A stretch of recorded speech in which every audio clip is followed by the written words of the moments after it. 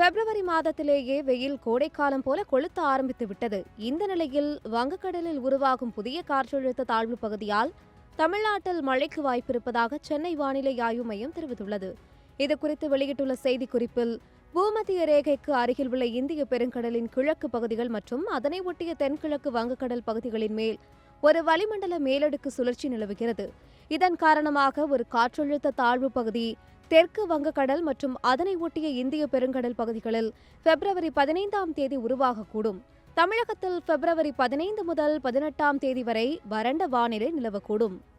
தமிழகம் நோக்கி வீசும் கிழக்கு திசை காற்றின் வேக மாறுபாடு காரணமாக பிப்ரவரி 19ஆம் தேதி தமிழகத்தில் ஓரிரு இடங்களில் லேசான மழையும், 20ஆம் தேதி தமிழகத்தில் ஓரிரு இடங்களில் லேசானது முதல் மிதமான மழையும் பெய்யக்கூடும்.